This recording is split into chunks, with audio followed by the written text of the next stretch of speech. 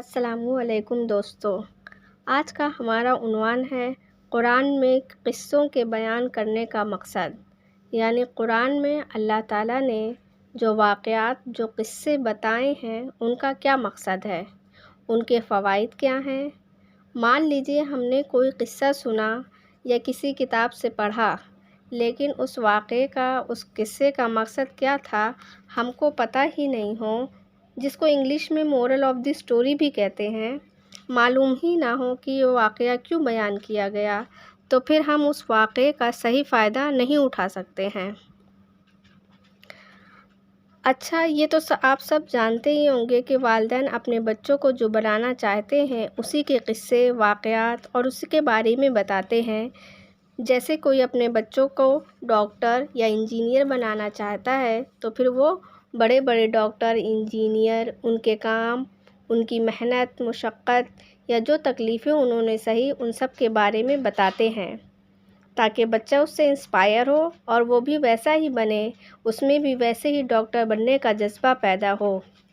اسی طرح اللہ رب العزت ہم سے کیا چاہتا ہے، ہمیں کیا بنانا چاہتا ہے۔ اللہ چاہتا کہ جو واقعات ہمیں قرآن میں سنائے ہم ویسا بنیں۔ قرآن میں اللہ نے ایمان والوں کے واقعات سنائے، خصوصاً ایمان میں جو سب سے اعلیٰ درجے کے لوگ تھے، جن کو انبیاء کہتے ہیں۔ پہلے ان کے واقعات، پھر انبیاء پر ایمان لانے والے لوگوں کے واقعات، ان کی محنتیں، ان کی کوششیں دین کے لیے، جو تکلیف انہوں نے سہی، کیا مصیبتیں ان پر آئیں، پھر رب العزت نے ان کو انعام اور جزا کے طور پر انہیں کیا دیا، اس دنیا میں اور آخرت میں ان کے لیے کیا ہوگا۔ یہ واقعے جو قرآن میں ہیں، یہ واقعات صرف واقعات یا کہانی یا قصہ نہیں ہے کہ ہاں ہم نے سن لیا، بہت مزہ آیا، بہت زبردست قصہ تھا، بہت انجوائے کیا اور معاملہ ختم ہو گیا۔ ایسا نہیں ہے، بلکہ جو قصہ قرآن بتا رہا ہے اس میں ہمارے لیے بہت سی نصیحتیں ہیں۔ جب قرآن کے واقعات سنتے ہیں تو اس میں ہمارے لیے لیسنس ہوتے ہیں، بہت سی چیزیں سیکھنے کو ملتی ہیں۔ خیر، یہ سب تو ایک جنرل بات ہے۔ اب قرآن کے حوالے سے ہم آپ کو بتاتے ہیں کہ اللہ نے قرآن میں قصوں کو کیوں بیان کیا ہے۔ اللہ تعالیٰ آخر چاہتا کیا ہے؟ پہلا یہ کہ حضرت محمد صلی اللہ علیہ وسلم کو اللہ نے واقعات سنا کر گزشتہ قوموں کے حالات بیان کیے ہیں۔ سورہ یوسف آیت نمبر 3 میں اللہ تعالیٰ فرماتا ہے، جس کے معنی ہیں، ہم آپ کے سامنے بہترین قصہ بیان کر رہے ہیں جو سب سے خوبصورت، سب سے اچھا ہے۔ آگے اللہ تعالیٰ فرماتا ہے، اس لیے کہ ہم نے یہ قرآن آپ کی جانب وحی کے ذریعے نازل کیا ہے اور یقیناً اس سے پہلے آپ کو یہ واقعات، یہ قصے معلوم نہ تھے۔ تو اس آیت سے معلوم ہوتا ہے کہ قرآن کا مقصد پچھلی قوموں کے حالات کے بارے میں بتانا ہے۔ دوسرا، جو قوم جو انبیاء گزری ہے ان کے حالات سے ہمیں باخبر کرنا ہے، ان کے ساتھ کیا کیا ہوا۔ اللہ تعالیٰ نے بہت سے واقعات سنا کر پچھلی خبریں دی ہیں۔ مثلاً یہودیوں نے حضرت محمد صلی اللہ علیہ وسلم سے سوال کیا کہ اصحاب کہف کون تھے؟ تو اصحاب کہف کون تھے، اللہ نے اس کی خبر، اس کے واقعات قرآن شریف میں ہم سب کو بتایا ہے۔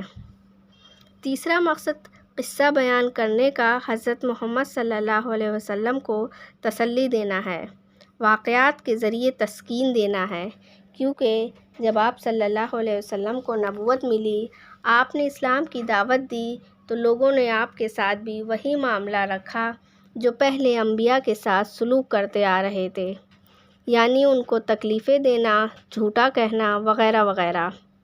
ایک دفعہ ایک صحابہ حضور صلی اللہ علیہ وسلم کے پاس آئے اور کہا، یا محمد، آپ بھی اس قوم کے لیے بد دعا دے دیجئے جس طرح نوح علیہ السلام نے قوم کو بد دعا دی، یونس کے قوم کے لیے عذاب کے بادل بھیجے گئے، آپ بھی بد دعا دے دیجئے، اس لیے کہ انہوں نے، اس قوم نے ہم کو بہت ستایا، بہت تکلیفیں دیں۔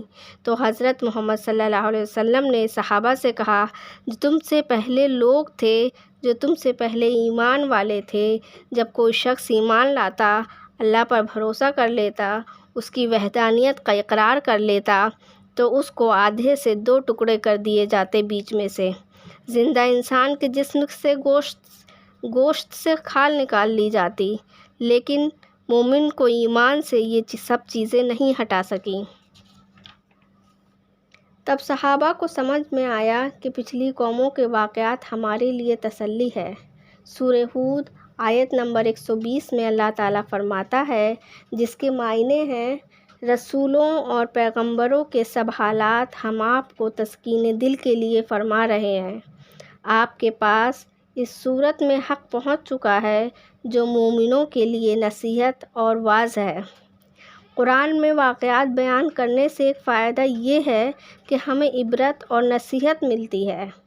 سورہ یوسف آیت نمبر 111 میں اللہ تعالیٰ فرماتا ہے، ان کے بیان میں عقل والوں کے لیے یقیناً نصیحت اور عبرت ہے۔